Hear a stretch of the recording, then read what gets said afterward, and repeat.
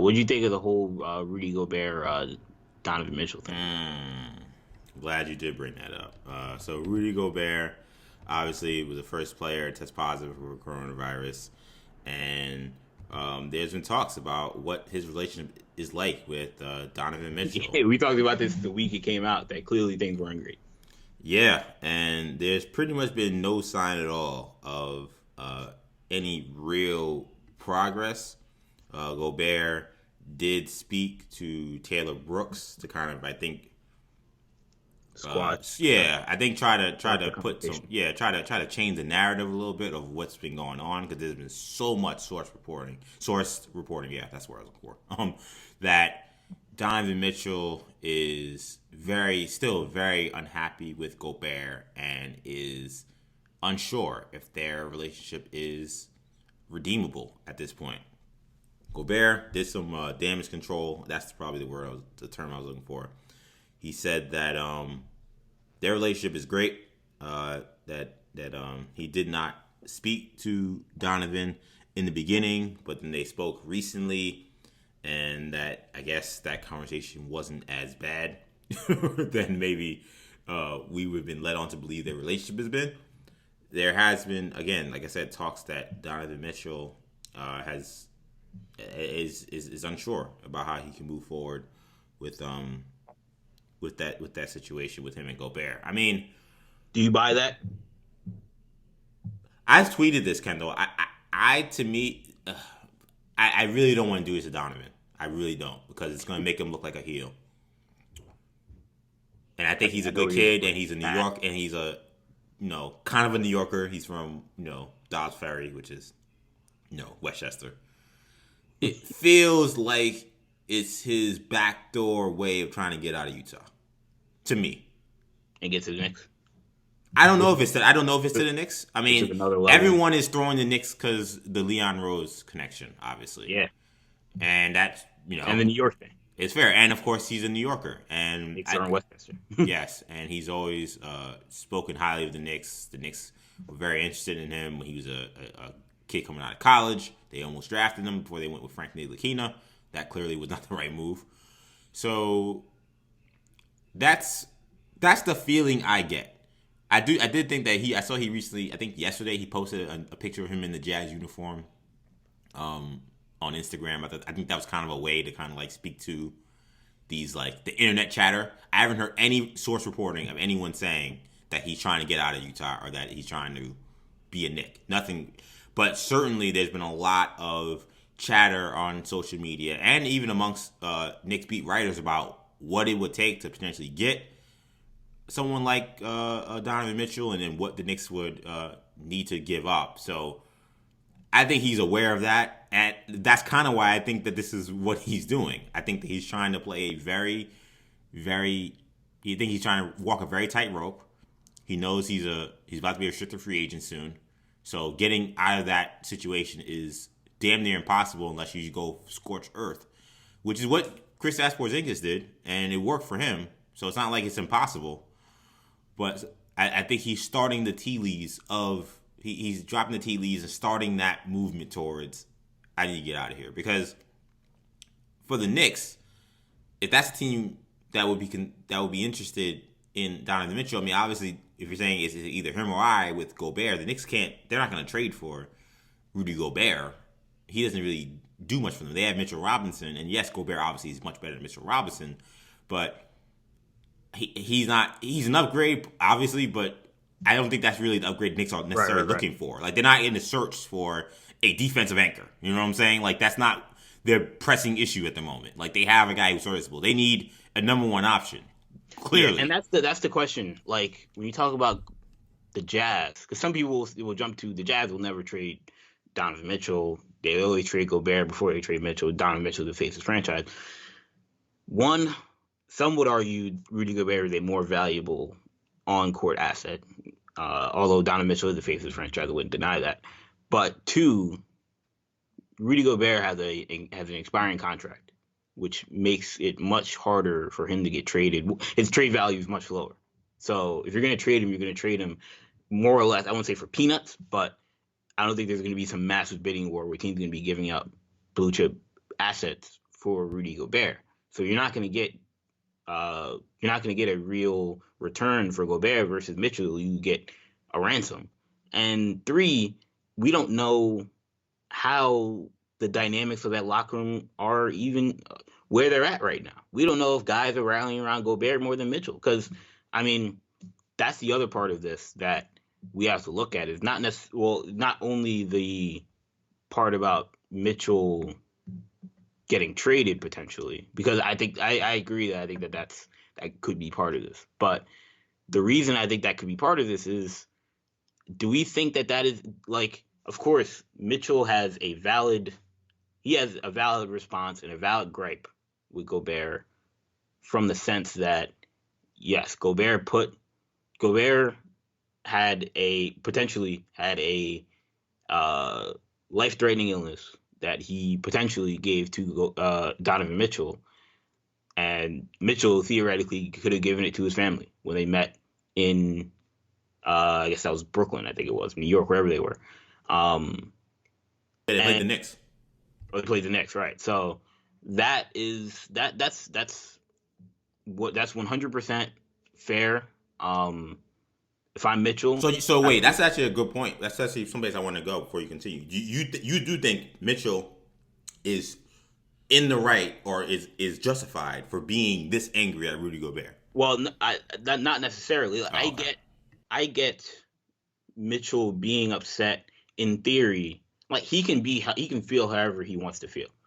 But if this were me, I think Mitchell has to step back, look at, all right, yes, Gobert was callous. If he was callous on April 8th and this happened, I would say yes, you gotta trade that guy. He's a clown. He's a disgrace to the NBA. But last time I checked, Gobert was doing all the Mike stuff and was being a clown the week of March 10th, March 12th. It was a much different time in the country. Yes, it was still out there. Yes, we were talking about playing March Madness without fans. We were talking about playing NBA games without fans, and like, definitely be wary of the virus. It could be out there, but nobody was.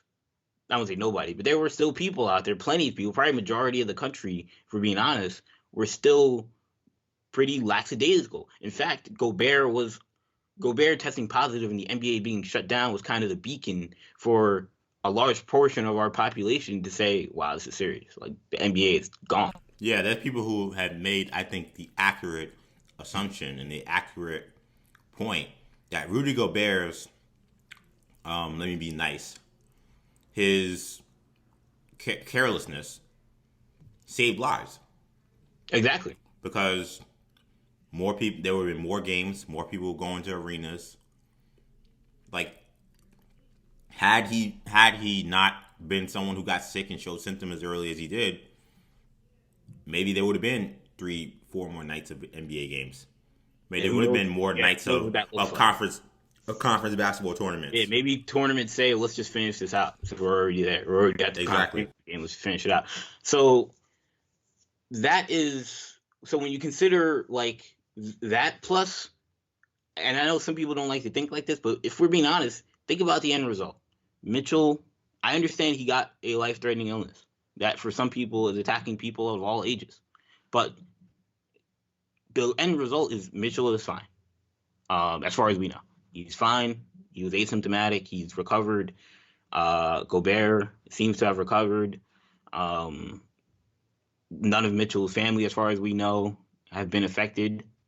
As far as I would assume the same for Gobert. Like, so at the end of the day, everything is fine. Mitchell has to have some nuance to understand. All right, yes, this was a terrible episode, but he didn't mean it, and all is good.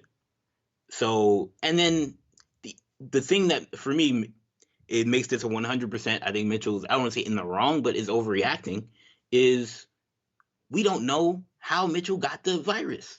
This is all Mitchell assuming that he got it from Rudy Gobert from Of Rudy course. Gobert is callousness. Right. Now, yes, if Rudy Gobert spit in Mitchell's suit constantly all week, then yes, I understand why Mitchell's now upset. He's like, man, I wouldn't have had this thing if you weren't doing all this crazy stuff. And maybe that's the case.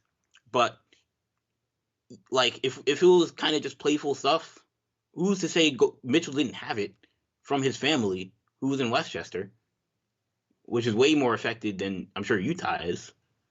And then because people say, oh, Gobert gave it to this kid. What if the kid gave it to Gobert? We don't know that. Mm-hmm. Or what if, or some people think Gobert got it from the kid. What if Mitchell got it from his family, who gave it to Gobert, who gave it to the kid? Like we don't know how to track this thing. We don't know how anybody gets it. We assume it's through contact. We think it's through contact. We pretty much know it's through contact, but we don't know. There's no way of tracing it right now. So these are all assumptions that Mitchell's making. And again, he can, I guess, in theory, feel however he wants. But if I'm a guy in that Jazz locker room, I'm not, I'm not rallying behind Mitchell. I'm like, yo, get over it, guy. Like, you have a job, and I guess that seems to be what they've talked about is, look, we have a job to do. You know, we're trying to win a championship, and that's fair. But to me, this sounds like him and Mitchell weren't cool to begin with. That's what it sounds like. It sounds like Gobert and Mitchell did not have a great relationship. And honestly, if this was somebody I didn't like in the first place, yes, this probably would be my reaction.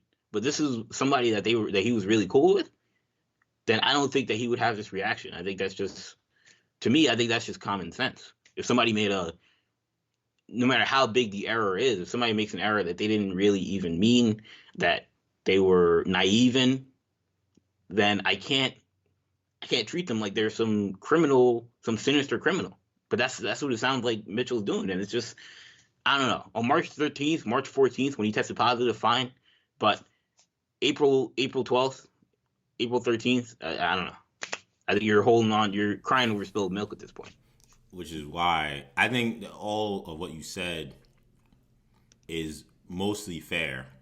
I'm not saying I agree with everything you said, but I think even if I don't, I think what you said is fair.